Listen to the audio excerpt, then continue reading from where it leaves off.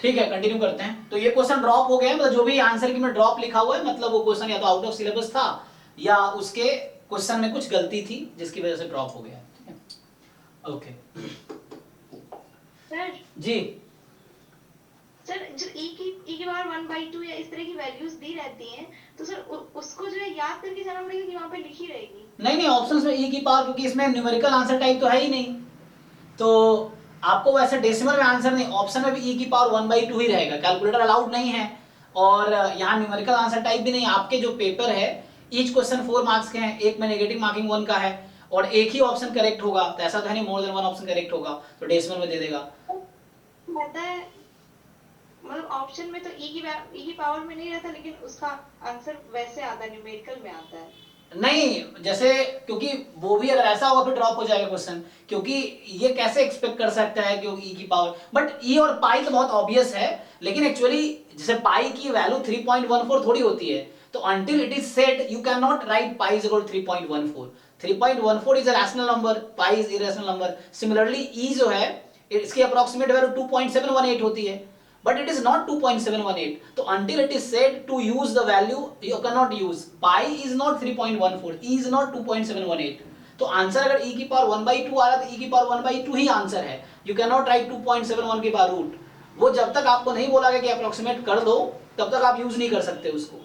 सो अगर ऐसा होगा जैसे आप कह रहे हो तो ब्रैकेट में लिखा होगा use e is equal to 2.718, जैसे लिखा रहता है use pi is equal to 3.14, ऐसा है, but pi and 3.14 are not equal, one is rational one is irrational, similarly e is irrational number, 2.718 is a rational number, कैसे equal हो सकता है? तो आपको एक्सपेक्ट नहीं करेगा कि आपको याद रखना है वैल्यू, वो ऐसा एक्सपेक्ट नहीं करेगा, अगर ऐसा होगा तो लिखा होगा यूज दिस, अदरवाइज आंसर उसी फॉर्म में, ऑप्शंस जो होंगे उसी फॉर्म में होंगे आपके, तो आपको रट्टा नहीं मारना है ये जी। जैसे वो जैसे पॉइजन डिस्ट्रीब्यूशन में रहता है ना e to the power lambda करके, तो e की कोई वैल्यू रहती है तो उसका आंसर जो है न्यूमेरिकल में लिख देते हैं, मतलब e की पावर -2 ऐसे करके, जैसे या फिर 2 रहता है तो जी मैं, मतलब कैसे? हाँ मैं समझ रहा हूँ जो आप कह रहे हैं कि जैसे मान लीजिए कई बार प्रोबेबिलिटी 2 पे निकालना है, e की पावर -2, मान लो पॉइजन लैम्डा 2 है तो e की पावर -2 इंटू फिर 4 हो जाएगा अपॉन 2 फैक्टोरियल, इस तरह से 2 e की पावर -2 आंसर आ गया, तो वो ऑप्शंस में या तो 2 e की पावर -2 होगा, अगर वहाँ डेसिमल में होगा तो ब्रैकेट में लिखा होगा कि use e is equal to 3 point,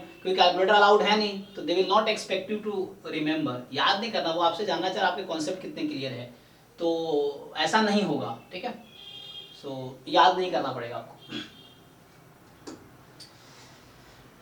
चलिए, तो क्वेश्चंस किनके रह गए? अभी रह गए बस वंशिका वाले क्वेश्चंस है 26, 34, 36। चलिए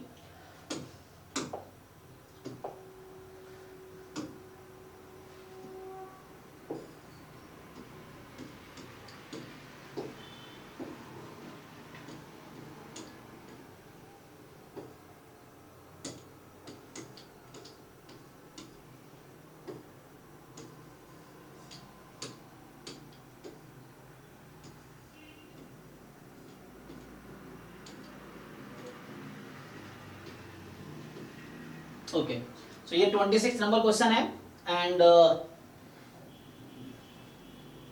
आपसे पूछ रहा है कि positive term sequence is such that n plus 1 is a upon 1 plus an, then an divergent है, कन्वर्जेंट है, इस पे कन्वर्ज कर रही है, कन्वर्जेंट है, इस पे कन्वर्ज कर रही है, कन्वर्जेंट है, इस पे कन्वर्ज कर रही है। ओके, सो देखिए इस तरह क्वेश्चंस में क्या करने हैं,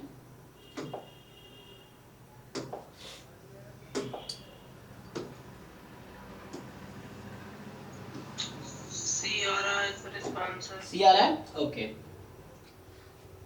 हाँ मतलब इस तरह क्वेश्चंस में क्या करना होता है कि जैसे you just what you do, एक तो आप चेक करना चाहो तो यू कैन जस्ट चेक कि मान लो ए नॉट अगर कुछ नंबर है, फॉर एग्जांपल मैं ए नॉट को 1 ले लेता हूँ, ए 1 क्या आएगा, a upon 1 plus a naught, a by 2 हो जाएगा, फिर ऐसे अगर मैं ए 2 निकालूं तो ये क्या हो जाएगा, सो ठीक है ना, ए 2 हो जाएगा ए अपॉन 1 प्लस ए 1, तो ए बाई 2, इसका एलसीएम लोगे तो यहाँ से आ जाएगा 2a अपॉन 2 प्लस ए, इस तरह से मान लो ए भी मैं कुछ फिक्स कर दूं अपने हिसाब से समझने के लिए, let's take a is equal to 2 मान लो फॉर एग्जांपल, तो स्मॉल a को मैं 2 ले लूं, ए नॉट टर्म्स है सीक्वेंस का ai, और इसको मैं a को 2 ले लूं तो कितना आ जाएगा, ये 2/2 1 आ जाएगा, तो ये भी 1 आ जाएगा, a1 भी 1 आ जाएगा, ये कितना हो जाएगा 2 2 जा 4 बाई 4 1 आ जाएगा, तो 1 आ जाएगा। ओके, तो इसका मतलब है लॉन्ग रन में क्या होगा।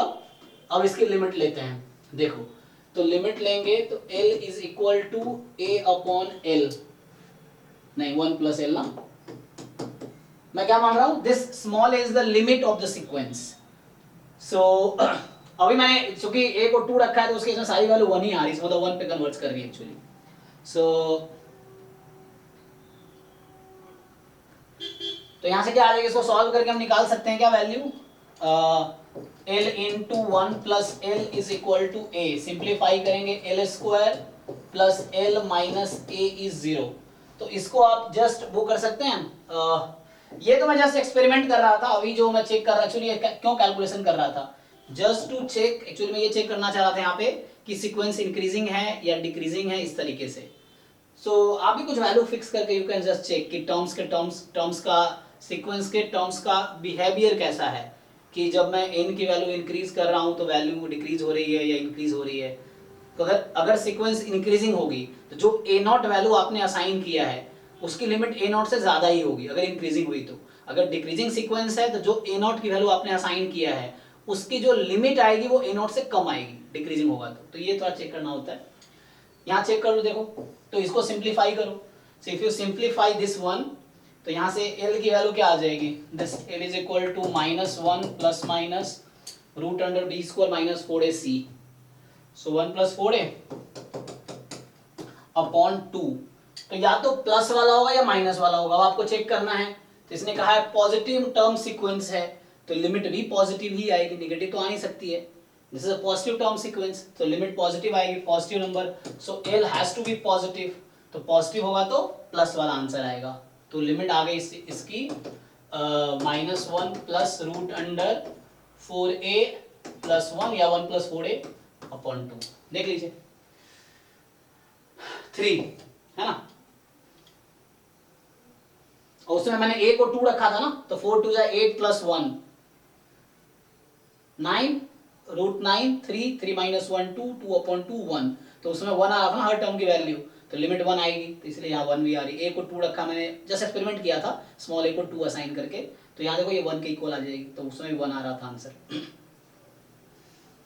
एनीवे करना क्या था, if an converges to l, an plus 1 will also converge to l as n tends to infinity।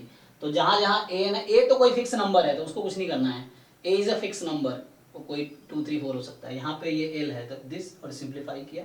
Okay, सो ये आपके पास आ गया 26 34, सो 34 जो है सो 34 जो हमारे पास है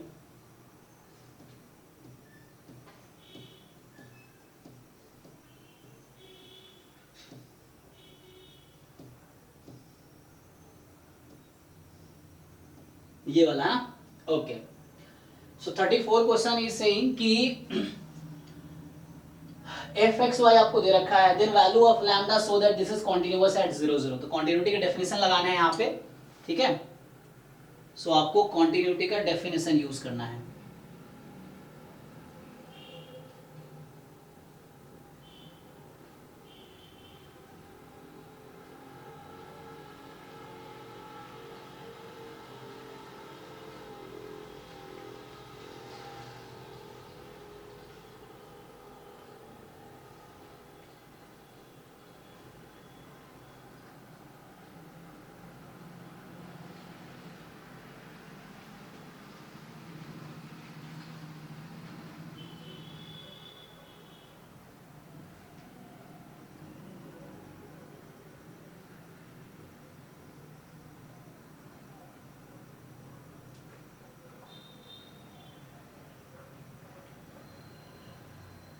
मेरा स्क्रीन सबको दिखाना, मेरी वॉइस प्रॉपर आ रही है ना, क्योंकि अगर मैं एक बार वो खोल लेता हूँ तो मुझे दिखता नहीं है, ठीक है ना। एक मिनट, यस सर, प्रॉपर है। देखो तो मल्टीपल डिवाइस को डिस्कस करना है मुझे, तो मैं डिवाइस को कई तरह से डिवाइड करता हूँ, ठीक है।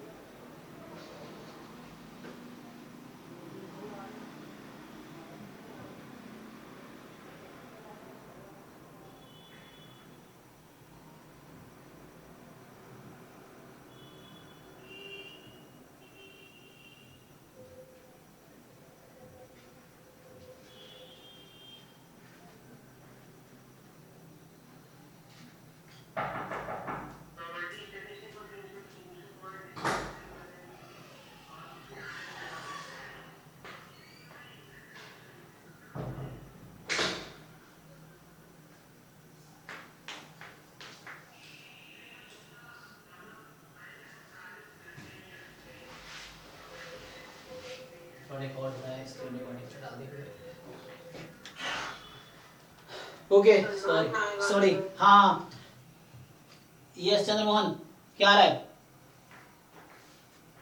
9 आ रहा है सर।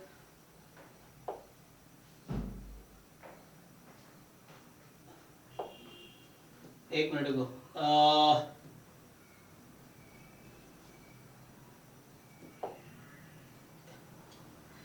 नहीं समझ नहीं आया क्या कह रहे हो चंद्रमोहन, कौन सा आंसर आया? 9। 9 आया सर, 3 नंबर वाला 9। ओके बाकी लोग देख लीजिए। तो जस्ट लिमिट निकालने हैं, देखो मैं करता हूं। सो इसने कहा है कि the value of lambda so that F is continuous at 0 0।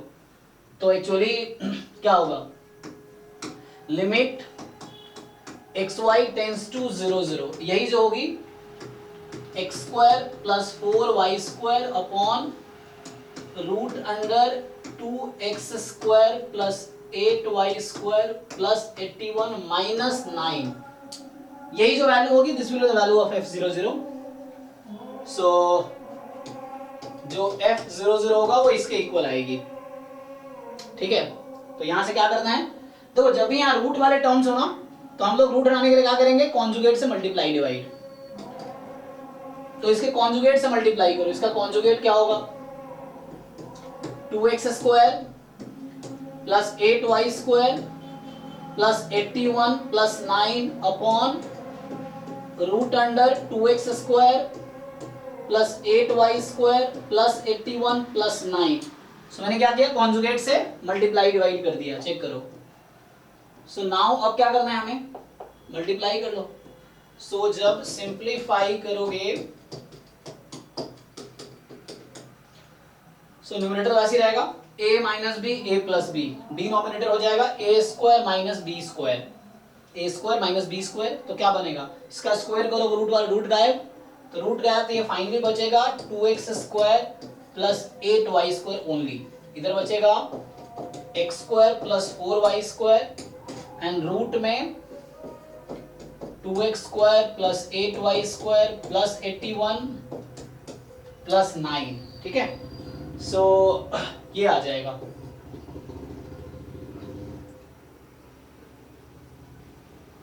ठीक, अब आपको समझ आ रहा है क्या हो रहा है यहाँ पे, this will cancel whole thing just in 2 time, हो गया। सो बताओ अब क्या करना है, एक्स वाई को 0 रख दो। अगर तुम यहाँ पे एक्स वाई को 0 0 रखते तो 0.0 का फॉर्म आता है ना, ये 0.0 का फॉर्म आता। तो यहाँ पे क्या होगा, so limit X Y tends to 0 0, ये जो वैल्यू आएगी आप यहाँ पे सिंपली 0 पुट कर दो उसको, एक्स वाई को अब तो 0 0 रख दो डायरेक्टली, एक्स वाई को 0 0 रख दो। तो यहाँ पे √8 9 plus 9 upon 2, so 18 upon 2, answer is 9, जैसे वो बता रहे थे, ठीक है, दैट्स करेक्ट, चेक कर लो, ठीक है ना। तो ये हो गया 26 नंबर। नेक्स्ट जो है 34 36, ये कौन सा था, वो 30 हो गया। ओके 34 हो गया, अब कौन सा है 36, अच्छा 34 तो यही था, ओ 36, 29 भी कर लिया, 30 बना हो गया, 36 वाला भी हो गया। तो कोई क्वेश्चन बचा है आप किसी का, डाउट खत्म? Question number 85। 85 ओके। तो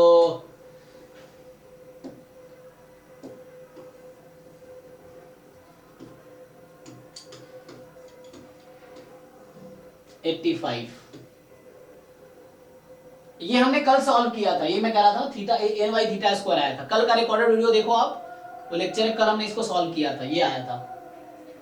आई थीटा क्या होता है, जो आप क्रैमर और लोअर बाउंड निकालते हैं ना, तो g dash theta whole square upon I theta is minus of expectation of double derivative of log likelihood function. तो लाइक्लीहुड फंक्शन लिखेंगे, फिर लॉग लेंगे, फिर डबल डेरिवेटिव करेंगे, एक्सपेक्टेशन लगाएंगे, फिर माइनस लेंगे। तो ये आंसर आया था, कल मैंने सॉल्व किया था, आप कल का रिकॉर्डेड लेक्चर देखो।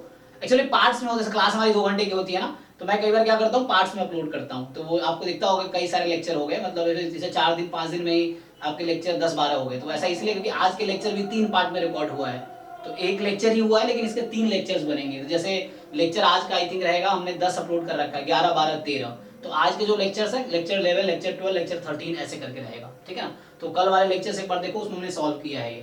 तो कल वाले लेक्चर है होंगे 7 8 9 10 7 8 9 10 में से कोई एक में होगा इसका सॉल्यूशन, यू जस्ट चेक, उसमें मिल जाएगा आपको। या किसी ने लिख रखा है तो यू जस्ट सेंड, स्क्रीनशॉट लेके भेज दो, या मैंने जो किया उसका स्क्रीनशॉट भेज दो, तो ग्रुप में देख लेंगे। ठीक है जी, ठीक है, तो आज हम यही स्टॉप करते हैं। तो आप लोग अभी PYQ 2023 वाला कंप्लीट कर लो। एक क्वेश्चन बस 56 रह गया है जिसका आंसर मैच नहीं कर रहा आपका, तो वो मैं ट्राई करता हूं। बाकी क्वेश्चंस आपने कर लिए हैं ऑलरेडी। और 2023 का PYQ दोनों पेपर 8 जून वाला 11 जून वाला आपने कर दिया होगा। मॉक टेस्ट 5 अपलोड हो चुके हैं, यूनिट वाइज अभी अपलोड हो रहे हैं जस्ट आपके प्रैक्टिस के लिए, तो वो कर लीजिए। अभी फुल लेंथ टेस्ट हम अपलोड करवाएंगे, फिर फुल लेंथ ही अपलोड होता रहेगा। तो उसमें 75 क्वेश्चंस होंगे जो इस साल का पैटर्न है, और 105 मिनट्स मिलेगा आपको जैसे एग्जाम का रहेगा, बिल्कुल सेम। और आप 1 सिटिंग में एग्जाम फिनिश करो, 2-3 बार में नहीं, एक बार मेंटली प्रिपेयर्ड होकर बैठो आराम से एक टाइम पे, एंड देन पूरा टेस्ट जब एक बार बैठो तो 1 सिटिंग में टेस्ट कंप्लीट करो, फिर एक बार उसको एनालिसिस भी करो। अगेन यू अब गो इनटू सॉल्यूशन, उसका एनालिसिस करो, कौन सा क्वेश्चन गलत हुआ, क्यों गलत हुआ, उसका सॉल्यूशन फिर से लिख के देखो। तो मोस्ट ऑफ द क्वेश्चन ऐसा होगा जो आप बाद में सॉल्व करोगे खुद ही कर पाओगे, टेस्ट के दौरान नहीं होगा, छूट जाएगा या गलत हो जाएगा, बट बाद में तुम खुद ही सॉल्व कर पाओगे। देन फिर भी रह जाता है तो डिस्कशन में हम लोग डिस्कस करेंगे डाउट, ठीक है। यस, कुछ पूछना है बोलिए। हाँ सर, मुझे कुछ क्वेश्चंस पूछना है, मतलब अपने रियल, मतलब मेरे जो प्रॉब्लम से रिलेटेड, मतलब मैंने सर जेम का एग्जाम दिया था अभी, तो मेरा सर बहुत गंदा एग्जाम गया है। मैंने पिछले 2 महीने से तैयारी शुरू की थी, तो सिलेबस तो कवर कर लिया था, और प्रैक्टिस इतना कमजोर था कि मैं मात्र 3 घंटे में 16 क्वेश्चन ही अटेम्प्ट कर पाया सर। तो उसके बाद बहुत बुरा लगा मुझे, और मैं ये सोच रहा हूँ सर यदि ड्रॉप लेता हूँ, यदि मुझे कोई सेंट्रल यूनिवर्सिटी मिल जाती है उससे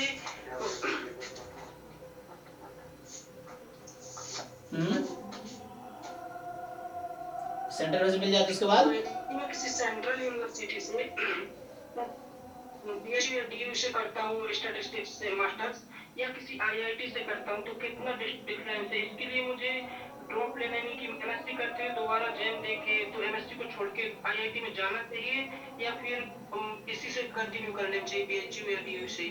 कहाँ जाना है आपको, मतलब जाना कहाँ है?